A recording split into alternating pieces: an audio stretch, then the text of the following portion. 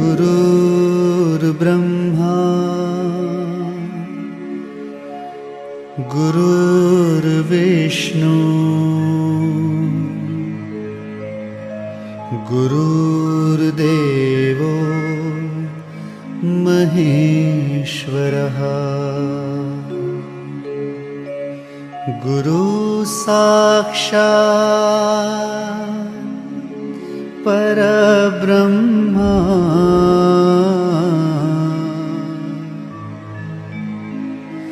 तस्मै श्री गुरुवे नमः।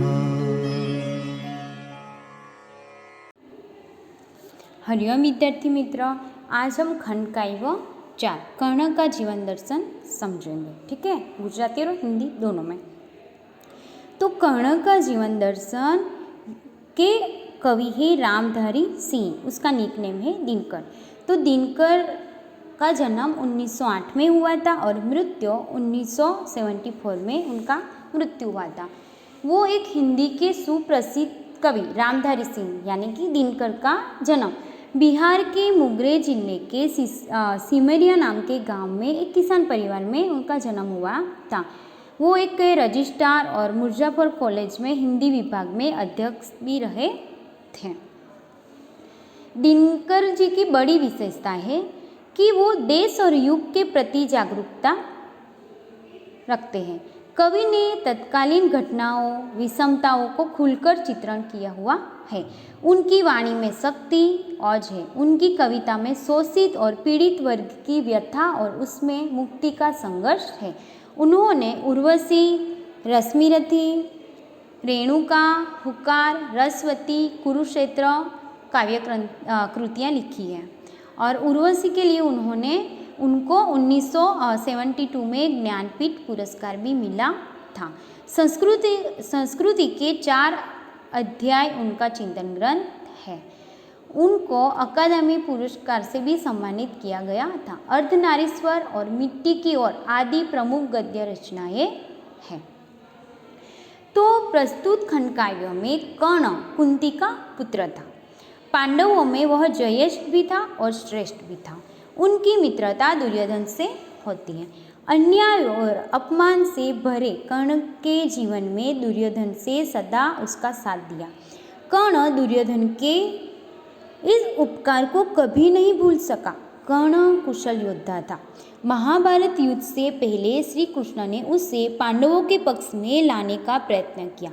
उन्होंने उसे राज्य देने का प्रलोभन किया, परंतु कर्ण ने दुर्योधन का साथ छोड़ने से इनकार कर दिया। रश्मिरथी खंड काव्य से लिए गए इस अंश में कर्ण की महानता के दर्शन होते हैं। वैभव विलास की चाह नहीं, अपनी कोई परवाह नहीं, बस यही चाहता हूँ केवल दान की देव सरिता निर्मल। बस यही चाहता हूँ केवल दान की देव सरिता निर्मल। कर्तन से झरती रहे सदा, निर्धन को भरती रहे सदा। पहली पंक्ति में कर्ण श्री कृष्ण भगवान से कहते हैं कि उसे धन दौलत और सांसारिक सुख भोगने की इच्छा नहीं है। वह अपने जीवन की परवाह भी नहीं करता। उसकी बस यही इच्छा है कि उसके हाथों से दान की पवित्र नदी सदा बहती रहे और निर्धनों को सुखी बनाती रहे। तो कर्ण शू कहे छे आ पंक्तिमां के कर्ण श्री कृष्ण ने कहे छे कि मने धन दौलत सांसारिक सुखो भोगनी इच्छा नथी। हूँ मारा जीवननी परवाह करतो नथी। मारी तो फक्त ए ज इच्छा छे के मारा हाथथी दाननी पवित्र नदी हमेशा वहती रहे अने निर्धनोने सुखी करती रहे।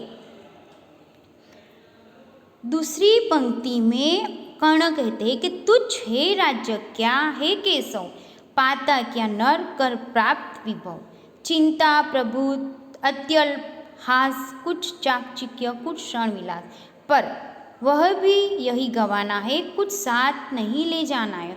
तो दूसरी पंक्ति में श्री कृष्ण को वो केशव नाम से पुकारते, कहते कि हे केशव, जिस राज्य का आप मुझे प्रलोभन दे रहे हैं वह तो बहुत तुच्छ वस्तु है। वैभव पाकर मनुष्यों को क्या मिलता है? वैभव पाकर उसे ढेर सारी चिंताएं और नाम मात्र की हंसी खुशी मिलती है। थोड़ी बहुत चमक दमक और थोड़े समय के लिए सुख भोग मिल जाता है, पर ये सारी चीज़ें उसे यहीं छोड़ देनी पड़ती है और खाली हाथ ही यहाँ से जाना पड़ता है। કર્ણ શ્રી કૃષ્ણ ભગવાનને કહે છે કે હે કેશવ, જે રાજ્યનું આપ મને પ્રલોભન આપી રહ્યા છો એ તો બહુ તુચ્છ વસ્તુ છે. વૈભવને પ્રાપ્ત કરીને મનુષ્ય શું મેળવે છે? વૈભવ પ્રાપ્ત કરીને તેને પુષ્કળ ચિંતાઓ પ્રાપ્ત થાય છે. જરા જેટલી ખુશી મળે છે, થોડી ઘણી ચમક દમક અને થોડા વખત માટે સુખભોગ પ્રાપ્ત થાય છે. આ બધી વસ્તુઓ તેણે અહીં જ છોડી દેવી પડે છે અને ખાલી હાથે જ અહીંથી જવું પડે છે. मुझसे मनुष्य जो होते हैं कंचन का भार न ढोते हैं, पाते हैं धन बिखराने को, लाते हैं रतन लुटाने को, जग से न कभी कुछ लेते हैं, दान ही हृदय का देते हैं. तीसरी पंक्ति में कर्ण श्री कृष्ण से कहता है कि हे कृष्ण, उसके जैसे मनुष्य सोने का भार नहीं ढोते, सुख वैभव का जीवन नहीं बिताते, वे लोगों में बांटने के लिए ही धन की प्राप्ति करते हैं. उसकी बहुमूल्य वस्तुएं लोगों में बांट देने के लिए होती है. वे संसार से कभी कुछ लेते ही नहीं है, अपने हृदय का दान ही करते हैं, दुखियों पर दया करते हैं. ત્રીજી પંક્તિમાં શું કહે છે કર્ણ શ્રી કૃષ્ણને કે તેના જેવા મનુષ્ય સોનાના ભાર સહન કરતા નથી, સુખ વૈભવમાં જીવન વિતાવતા નથી. તેઓ લોકોમાં વહેંચી દેવા માટે જ ધન પ્રાપ્ત કરે છે. એમની બહુમૂલ્ય વસ્તુઓ લોકોમાં વહેંચી દેવા માટે જ હોય છે. તેઓ સંસારમાંથી કશું લઈ જતા નથી, પોતાના હૃદયનું દાન કરે છે, અર્થાત દુઃખી લોકો પર દયા કરે છે. चौथी पंक्ति में कहते हैं कि प्रसादों के कनखाब सीकर होते कबूतरों के ही घर, महलों में गरुड़ न होता, कंचन पर कभी ना सोता है, बसता वह कहीं पहाड़ों पे सेलों की फटी दरारों में. तो धन क्या कहते हैं कि सोने जैसी चमक दमक वाले राजमहलों की चोटियाँ कबूतरों के ही घर बनाती है. गरुड़ पक्षी कभी महल में नहीं होता, वह तो क्या स्वर्णिम बिछौने पर और सोता ही नहीं है, उसका निवास तो पहाड़ों में ही होता है. पहाड़ों की फटी दरारों के ही उसका घर बनाते हैं. શું કહે છે કે સોના જેવા ચમકતા રાજમહેલોના શિખરો કબૂતરોના ઘર બને છે. ગરુડ પક્ષી કદી મહેલમાં રહેતું નથી, એ સોનેરી પથારી પર સૂતું નથી, તેમનો નિવાસ પહાડોમાં જ હોય છે. પહાડો પર પડેલી દીવારો કે તિરાડો જ તેમનું શું હોય છે? ઘર બને છે અને ત્યાં રહે છે. होकर सुमृद्धि सुख के अधीन मानव होता नितपक्षीण, सत्ता किरीट मणिमय आसन करते मनुष्य का तेजरण, नर विभव हेतु ललचाता है पर वही मनुष्य को खाता है. वो पांचवी पंक्ति में कहते हैं कर्ण श्री कृष्ण से कि धन दौलत के सुख का गुलाम बनकर मनुष्य अपना तप तेज खो देता है. राजपद मुकुट और मणियों से जड़े हुए सिंहासन मनुष्यों के तेज को हर लेते हैं, उसे प्रभावहीन बना देते हैं. मनुष्य धन संपत्ति पाने के लिए ललचाता है, पर यही धन संपत्ति उसे नष्ट भी कर देती है. तो શું કહે છે કે ધન દોલતના સુખનો ગુલામ બનીને મનુષ્ય પોતાના તપતે જ ખોઈ બેસે છે. રાજપદ મુગટ મણિજડિત સિંહાસન મનુષ્યના તેજને હરી લે છે અને તેનો પ્રભાવ વિહોણો બનાવી દે છે. કોને? લોકોને. મનુષ્ય ધન સંપત્તિ પામવા લલચાય છે, પણ એ જ ધન સંપત્તિ એને નષ્ટ પણ કરી દે છે.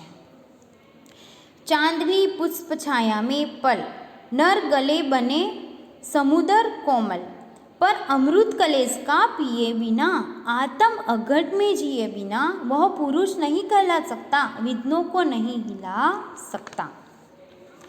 तो क्या कहते हैं कि चांदनी और फूलों की छाया में यानी कि अत्यंत सुख सुविधा में पल के मनुष्य सुंदर और कोमल भले बन जाता है, लेकिन कष्टों का अमृत पिए बिना, धूप और आंधी सहे बिना न वह पुरुष कहला सकता है और न विघ्नों को पार कर सकता है। શું કહે છે કે ચાંદની અને ફૂલોની છાયામાં ઉછેરીને મનુષ્ય સુંદર અને કોમળ ભલે બની જાય, પરંતુ કષ્ટોનું અમૃત સહન કર્યા વિના, તડકો અને આંધીને સહ્યા વિના તે પુરુષ કહેવાતો નથી કે વિઘ્નોને પાર કરી શકતો નથી।